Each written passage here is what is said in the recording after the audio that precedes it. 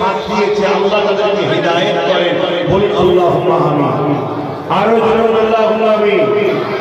আল্লাহ আমাদের ভাইকে আমাদের মধ্যে ফিরিয়ে দেন। বলুন আমিন। আরো জোরে বলুন আল্লাহুম্মা আমিন। আমার মুজাদ্দিদ জামানের দরবারকে কেউ বদনাম করবে, এটা আমরা মেনে নিতে, জোরে বলুন, এটা একটা ষড়যন্ত্র।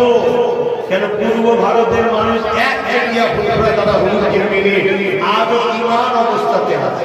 হয়তো গুনাহগার হালকা বলেছেন, ভুল ভ্রান্তি করে, কিন্তু ঈমানটা ঠিক আছে। জোরে বলুন সুবহানাল্লাহ। এজন্য পুরা শরীফের মুজাদ্দিদ জামান থেকে সরাবার নানা রকম চক্রান্ত করছে, আর এদের পিছনে কোটি কোটি টাকা জালিম অত্যাচারী শাসকরা দিচ্ছে। টুকরা টুকরা করে দাও, সিলসিলার মুরিদগুলোকে ভাগ করে দাও, শেষ করে দাও, বেঈমান করে দাও। তাই খুব সাবধান। দাদা হুজুর পাঁচ হুজুরকে মজবুত করে ধরে, তার আওলাদদের মধ্যে যাকে পছন্দ একজনে গেলে উঠাবসা করবেন, বাকি আওলাদদের সমালোচনা করবেন। যদি কেউ ভুল রাস্তায় দেখে, আপনি তার জন্য নামাজের পার্টিতে বসে দোয়া করবেন। আপনার পীর আপনার উপরে খুশি হবে যে আমার বাচ্চা তো আমার পীর দোয়া করছে।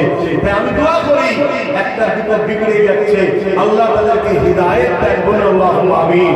একটা দুটো লোভে পড়ে যাচ্ছে, আল্লাহ তাদেরকে হিদায়াত দেন। বলুন আল্লাহুম্মা আমিন। এটা আমার ইমানি দায়িত্ব।